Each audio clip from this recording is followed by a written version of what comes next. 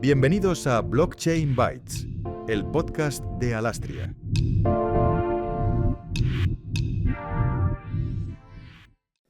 Bienvenidos a un nuevo episodio de Blockchain Bytes, el podcast de Alastria, en el que hablamos con expertos sobre tendencias, novedades y actualidades en torno a la tecnología descentralizada. Blockchain Bytes cuenta con el apoyo y la ayuda de plataformas tecnológicas y de innovación de la Agencia Estatal de Investigación, Ministerio de Ciencia e Innovación y Universidades. Y hoy nuestro invitado es Miguel Calero, Executive Director de ISBE, que es la infraestructura de servicios de blockchain de España. Y es una iniciativa impulsada por la Comunidad de Madrid y Alastria con fondos europeos, que ya es una realidad. En lo personal, Miguel cuenta con más de 20 años de experiencia en la transformación digital, utilizando tecnologías emergentes, desarrollando ecosistemas de innovación. Ha sido emprendedor, sigue siendo, creo, emprendedor en su interior. Él es profesor también en la faceta más académica y recientemente se ha unido a Alastria para capitanear el proyecto de ISBE. Muchas gracias, Miguel, por estar con nosotros. Muchísimas gracias, JJ. Me hace especial ilusión este podcast, porque ya tocaba hablar con Miguel. Y la verdad, el tema que vamos a tocar hoy es la identidad digital. Yo creo que es un tema muy central para Alastria y también para el ecosistema de blockchain. Y es algo que lo comentábamos un poco antes de comenzar el podcast. Uh-huh. Es un caso de uso transversal, tiene que ver mucho con los ciudadanos, con la faceta más social, es decir, cómo se comporta un ciudadano en sus diferentes vertientes, sí. Pero también no solo para los ciudadanos, sino para las empresas. Sí. De hecho, si miramos el origen de muchas iniciativas de blockchain, SSI, Self-Sovereign Identity, identidad autogestionada en español, porque habitualmente, o sea, no utilizamos habitualmente soberana, ha estado desde el origen como una oportunidad para resolver con infraestructuras descentralizadas, con DLT o blockchain, y desde Sovereign en los principios, tokenización, es decir, Soulbound Token con identidad. Es decir, hemos pasado un camino en el que hemos ido aprendiendo. Bueno, tenemos muchísimas lecciones aprendidas y yo creo que ese camino llega a un punto en el que Europa toma el liderazgo. De hecho, creo que gran parte gracias a España, al ecosistema español. Uh-huh. Y llegamos a un punto en el que hay una especie de convergencia/divergencia en el que creo que estamos en un punto muy interesante para dos cuestiones. Uno, cómo vamos a utilizar todo el ecosistema de tecnologías vinculadas a blockchain para resolver identidad digital a nivel público, a nivel estatal, a nivel muy regulado. Y por otra, cómo empezamos a resolver algo que creo que está en el aire, que es delivery versus payment. Eso ahora mismo lo escuchamos, bueno, tú lo escucharás además muchísimo, sí. On-chain. Y cómo integramos esa tercera pieza para que todo esto funcione on-chain, que es identidad, identity, delivery and payment, ¿vale? Sí. Yo creo que, bueno, por hacer un poco de historia y para que también la audiencia comprenda o entienda de dónde viene esto, por ahí de los 2000, primero, creo que es 90 y algo, 99, no me quiero tirar a la piscina, está la norma, la regulación de firma digital. Ajá. Se empieza a firmar digitalmente. Luego tienen que pasar bastantes años hasta que se hace el eIDAS 1, yo creo que es 2014. Sí, 2014. En donde, bueno, pues se hace un avance importante en lo que tiene que ver con identidad. Y 10 años después, o 9, 10 años después, porque esto ya es 24, creo. La aprobación de la Implementing Act de 2025 ya. Y 2025, pues 10, 11 años después se reformula eIDAS 2 para devolverle la soberanía y la bueno, no vincular, digamos, una identidad o los datos de identidad con un ente central, sino que esto resida en el ciudadano, en el individuo. Yo creo que es relevante. Y devolverle la soberanía del dato a las personas y que ellos decidan con quién quieren compartirlos y con quién no. Sí, bueno, ¿te refieres a eIDAS 2? Sí, lo llamamos. Para hacer un poco el recorrido cronológico, pues estamos en eIDAS 2. Sí, sí, efectivamente.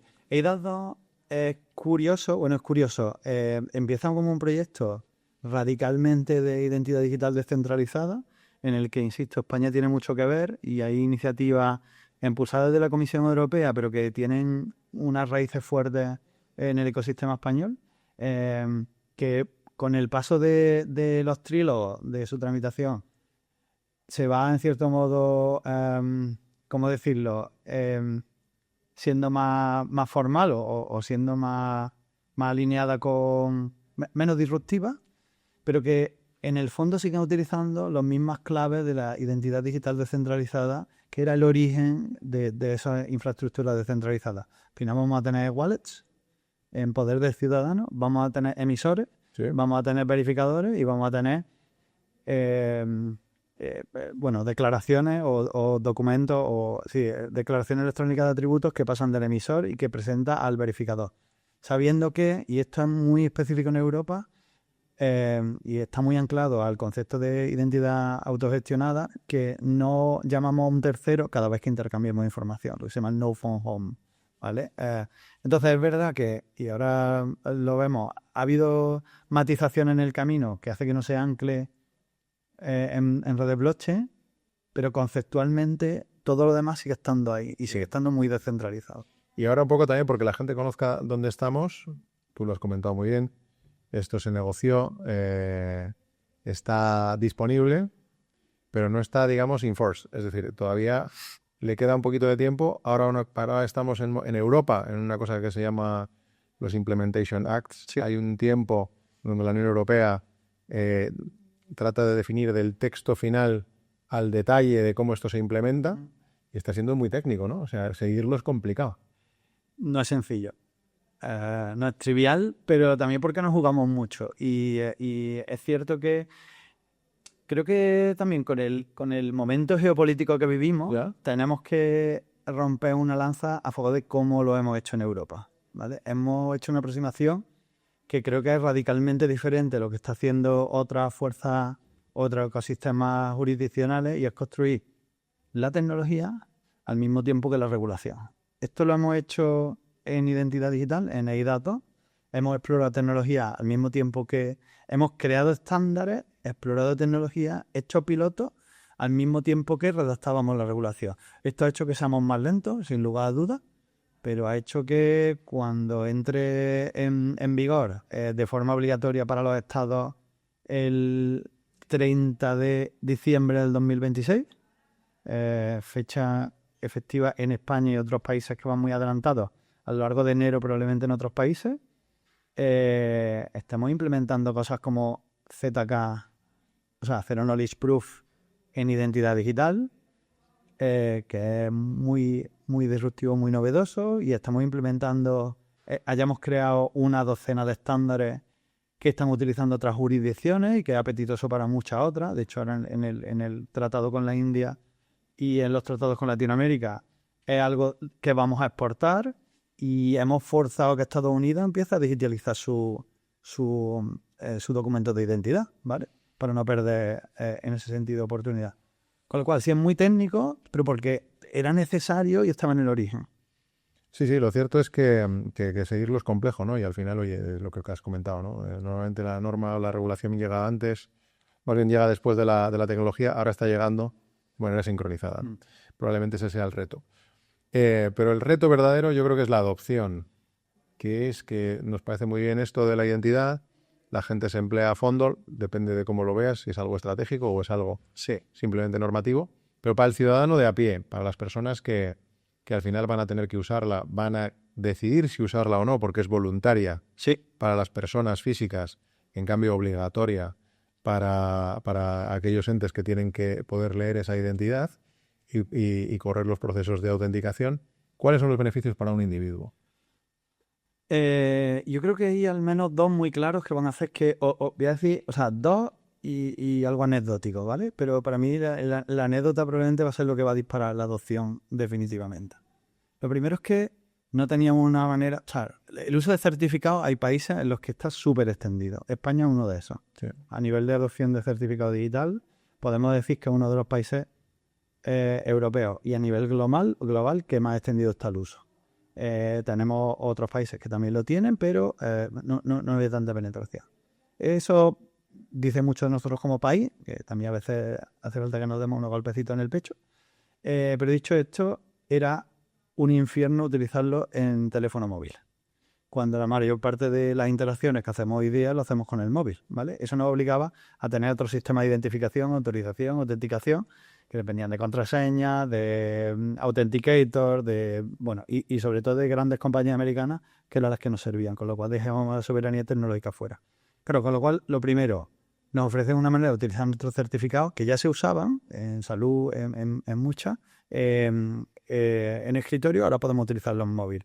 Dos, alineado con esto, es que la mayor parte de las compras se hacen en móvil, con lo cual muchas de estas identificaciones probablemente van a estar obligadas a hacerse con la wallet, básicamente porque vas a tener que pagar.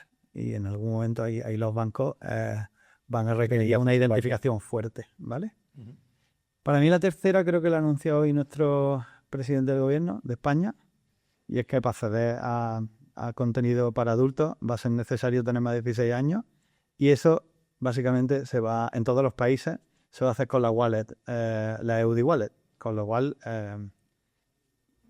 es la anécdota. Eso genera adopción. Sí, es la anécdota, pero probablemente es la palanca para la adopción. Para que conozca un poco también la audiencia, este es un tema que viene de una normativa más local, pero sí es cierto que hay normativa europea sobre las plataformas, ¿vale? Y las redes sociales, sobre todo la DSA, que es la Digital Services Act. Sí.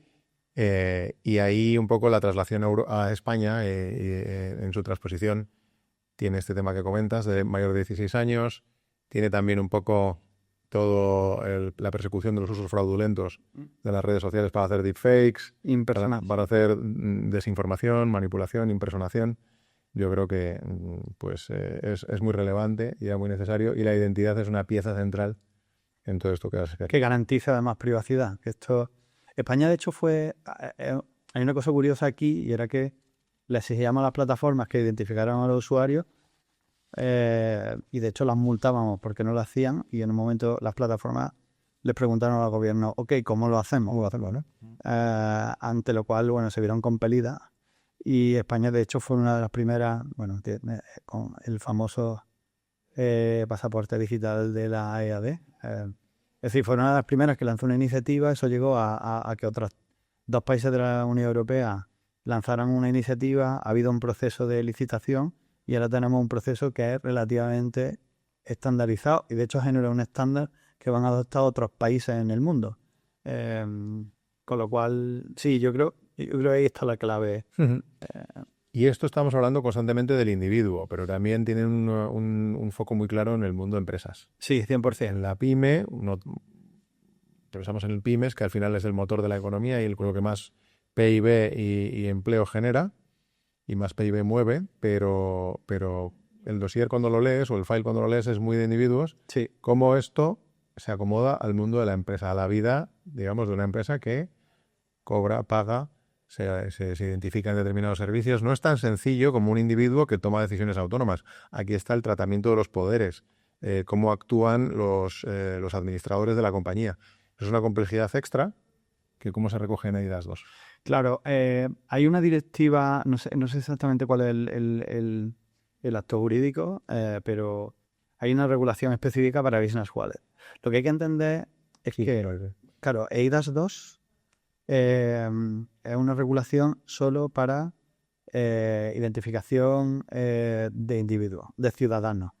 Eso significa que lo que es obligatorio en EIDAS 2 son lo que llamamos declaraciones electrónicas de atributos, credenciales verificables, que son la identificación personal, el PID, el PID, declaraciones electrónicas de atributos que proceden de administración pública, PUB-EA, y cualificada, lo que era antes servicios de confianza.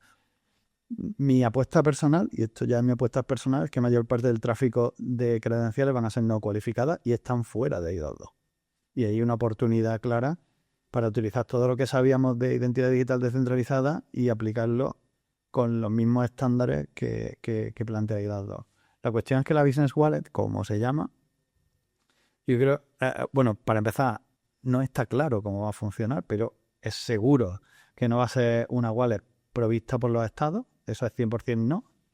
Que la credencial fundacional no va a estar provista por los estados y no va a tener la misma cualificación que la del PIB de individuo, que está muy regulado, que lo van a proveer, en este caso, los registros mercantiles, en este caso Corme, o sea, en el caso de España, y por último que va a generar una arquitectura de poderes. Y yo que he montado algunas empresas antes, a donde te lleva en términos prácticos, a que el asesor no te diga, oye, pásame el certificado que yo saque tus cosas de Hacienda. Con lo cual podría hacer no solo eso, sino impersonarte. Y esto que es un delito, es práctica habitual En las gestorías. en las gestorías en toda España, me atrevo a decir que en gran parte de Europa. Y está asumido porque no encontramos una forma de resolverlo mejor con tecnología. Empresas del ecosistema de Alastria participan en un piloto a gran escala que se llama WeBuild. WeBuild. Ese piloto, de hecho, está orientado en Business Wallet. De hecho, me consta que hay varias agencias tributarias, hay varias entidades financieras, y me consta que el CORME, el Colegio de Oficiales de Registradores de la Propiedad Mercantiles de España, está liderando la parte de semántica, de poderes de representación. No es sencillo, es complejo, pero están ahí. Y hay un circuito completo en el que hay muchísima eficiencia. Muchísima. Es decir, las pruebas que yo he visto lo que te permiten es obtener una credencial de organización y una credencial de representante del colegio en cuestión de minutos. O sea, dar de alta una business wallet, obtener una credencial de organización en una business wallet, una credencial de representación emitida a una wallet personal de un representante, abrir una cuenta bancaria en un banco, obtener un certificado de titularidad bancaria y presentársela a un cliente en no más de 5 minutos. Que eso enlaza muy bien con esta iniciativa en España, ¿no? También viene de Europa, pero en España creo que tiene también su traslación, que es cómo hacemos para que las trabas administrativas para montar una empresa sean menores, los tiempos, incluso el capital social se está reduciendo también. He estado leyendo estos días, o €1, o no, antes tenías que poner ahí un dinerito. Sí. Y desde luego, pues oye, que los trámites de abrir una compañía, pues te lleves la compañía puesta, te lleves el CIF en no sé si en horas, pero desde luego no en meses, ¿no? Yo creo que debería ser posible. Pero es posible, tecnológicamente hablando. Claro. Es algo posible. Y entonces aquí viene un poco el punto por el que hacemos este podcast, ¿no? Porque al final es Alastria, que tiene que ver blockchain con todo esto. Pues allá en los inicios de IDAS 2 tenía que ver mucho más, porque el anclaje de la confianza o sea, y al principio fue Dios, no, pero al principio de IDAS 2 estaba la European Blockchain Services Infrastructure, que proponía... EPSI, ¿no? Sí, EPSI. Y BSI, que proponía que la identidad estuviera anclada en una infraestructura descentralizada, también conocida como blockchain, operada por los estados, y que nos permitiera hacer emisiones, es decir, registrar la emisión, hacer revocaciones de las credenciales. Emisión es eso, cuando se emite a un individuo; revocación es si la entidad quiere decir, oye, esta credencial ya no es válida, y que las presentaciones, es decir, que el individuo, el ciudadano, lo presenta a un tercero y la revocación de esa presentación estuvieran registradas en blockchain, ¿vale? Bueno, aquí hay mucho conflicto porque son un negocio de proveedores de servicios de confianza. Finalmente eso ha evolucionado a que PIB, PUB-EA, PIB y QEA cualificada, tengas que estar, todo eso tenga que estar registrado de forma centralizada en un QTSP, en un proveedor de servicio de confianza, lo cual nos deja varios problemas que eso resolvía blockchain, y uno es que no podemos hacer revocaciones de presentaciones. Es decir, el usuario era una de las promesas que ahora hay que resolver porque no se ha adoptado blockchain. Vamos a ver cómo registramos eso, ¿vale? Dicho esto, insisto, el mayor tráfico yo entiendo que va a estar en empresas, esa es mi visión, en empresas y en no cualificadas, y ahí lo que tiene sentido es que no dependas de un tercero. Es decir, En este caso, si una entidad financiera quiere emitir un certificado de titularidad bancaria, no sé si tiene mucho sentido en tener que pagarle a un tercero que emita esa credencial. Cuando hablamos de una entidad bancaria, hablamos de cualquier fuente auténtica, si los que tienen los datos, porque van a tener que pagarle a un tercero por asumir esa responsabilidad, si igual no tienen tanto impacto en el negocio, ¿vale? Entonces, en ese contexto, ahí es donde entendemos que blockchain va a tener muchísimo... O sea, uno, esa es la infraestructura probablemente más barata y más eficiente, cuando tienes que meter además lógicas de negocio más complejas. Eso uno, y dos. Una vez que hacemos esto, hay que conectarlo con el tráfico on-chain. Tenemos una travel rule de cripto que ahora mismo se hace intercambiando Ether y CSV. Eso habrá que dotarlo de una... De compliance, de compliance. quién opera en cripto y cómo y cuándo entra y cuándo sale. Eso habrá que hacerlo de alguna manera que tenga sentido. Porque se hace en Excel. Sí. Claro. Entonces, todos los exchange y... es que están intercambiando Ether. Entonces, eso habrá que hacerlo de alguna manera y ahí tenemos D-Rex, un RG específicamente dedicado para eso, que ya se está conectando con AIDAS 2, ¿vale? Hay ya, de hecho, impulsado desde España, de nuevo, un estándar para conectar ambos mundos. Entonces, yo creo que las oportunidades vienen por ahí. Uno, la parte que hay más tráfico, que más tráfico de credenciales, que va a ser las no cualificadas y las de negocio, y los puestos de la identidad on-chain, entiendo que van a tener soporte en blockchain. Pues no, está muy claro. La verdad que ha sido un poco como el Guadiana el tema de blockchain, ¿no? Oye, Sí. Distributed Ledger, ¿no? Electronic Ledgers, bueno, había todavía esperanza. Yo creo que un poco lo que tú has dicho, ¿no? Es la tecnología más barata, más eficiente para poder hacer esto. Y creo que sí cabe. O sea, cuando lees el file, se puede. Y ahí lo que animamos es al ecosistema a que haga soluciones basadas en blockchain que van a tener mucho sentido y mucha tracción. Durante el 26, que lo mencionabas antes, va a empezar a haber wallets, y en el 27 que va a ser obligatorio. Obligatorio para... Sí, de hecho, es decir, por hacer un inciso más, yo creo que hay dos que son muy claras. Uno, registros verificables digitales, es que el soporte de este intercambio de credenciales. Y dos, AIDAS 2 abre un Implementing Act específico que es DLTs cualificadas. Las DLTs cualificadas, que además tienen una serie de... Ese Implementation Act está... Sí, está aprobado, es definitivo. QDLT, de hecho, va a requerir a equipos a cambiar algo de hecho, bueno, la semana pasada que estuvimos en el Linux Foundation Decentralized Trust, en el Member Summit en Nueva York. Una de las reflexiones por parte del ecosistema de Open Source trabajando aquí era, Unión Europea ha marcado el camino, hay que dotar de soluciones serias de gestión de criptografía a los nodos. ¿Cómo lo hacemos? Los HSM. Y en ese sentido es curioso porque las QDLT vienen a establecer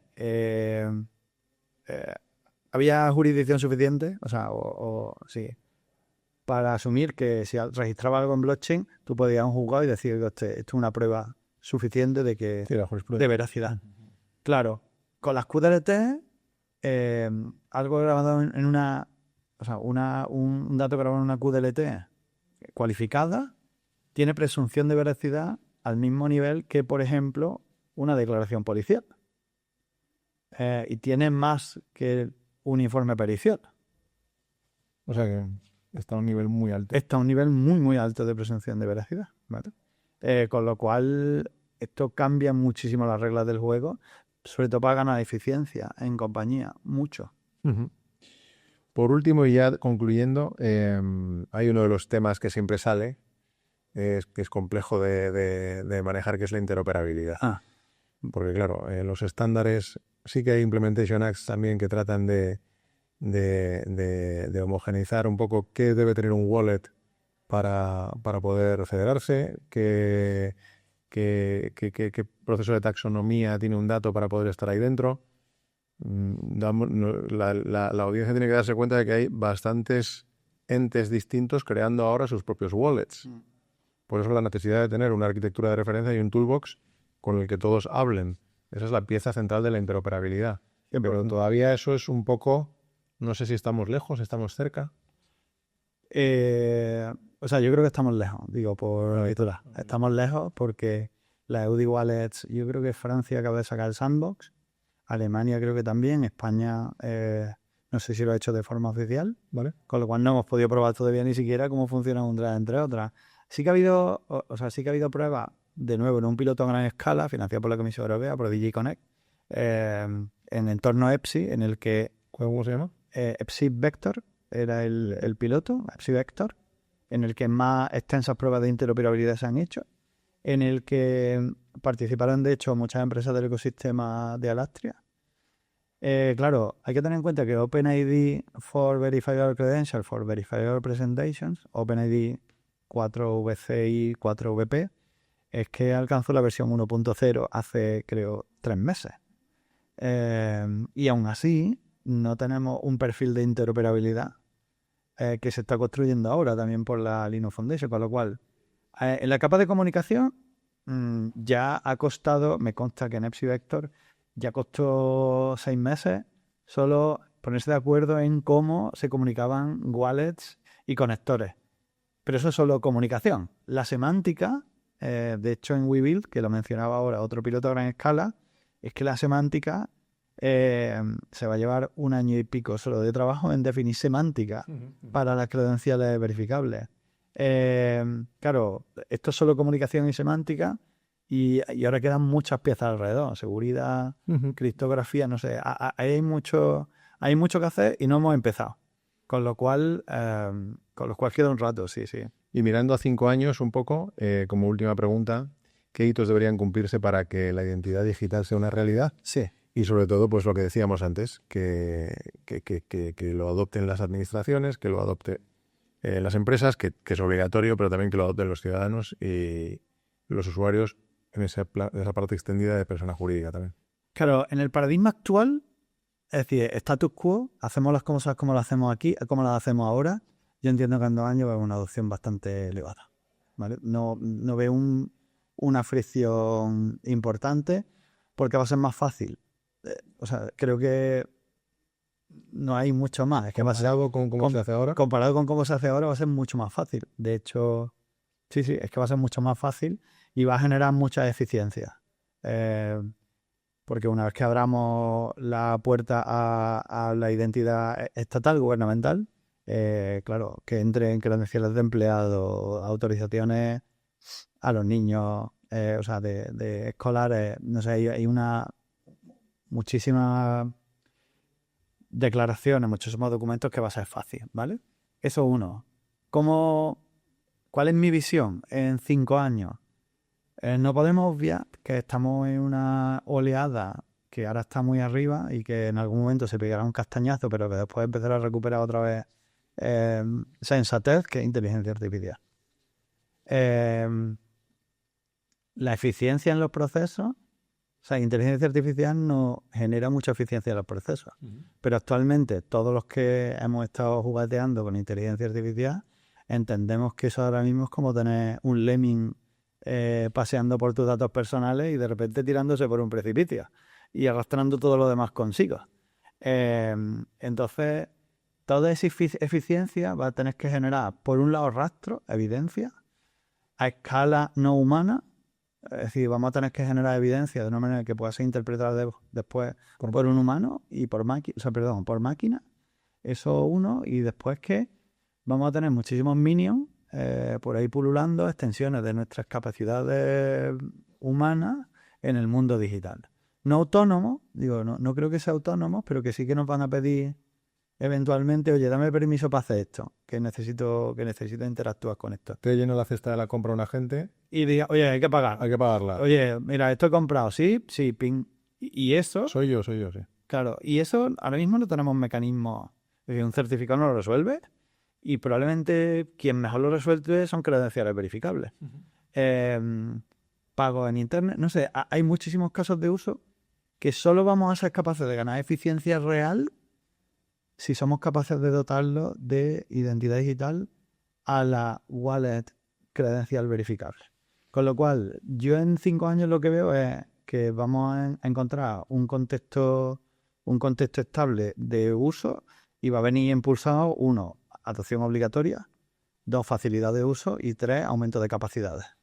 Yo creo que esos son los 3 pilares. Y yo creo que hasta aquí llegaría nuestro podcast, porque lo hemos tratado prácticamente todo en un tiempo reducido.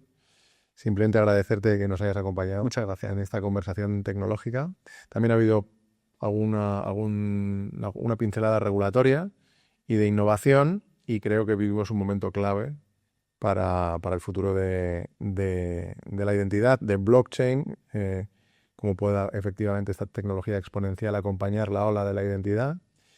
Y para la audiencia, pues si os ha sido interesante, invitaros a que os suscribáis al canal, a las diferentes plataformas en las que emitimos, que podáis compartirlo también y ayudar a que nuestras conversaciones lleguen más lejos. Y volveremos muy pronto con nuevos invitados y nuevos temas. Y nos vemos en el próximo episodio. Muchas gracias, Miguel. Muchas gracias por invitarme.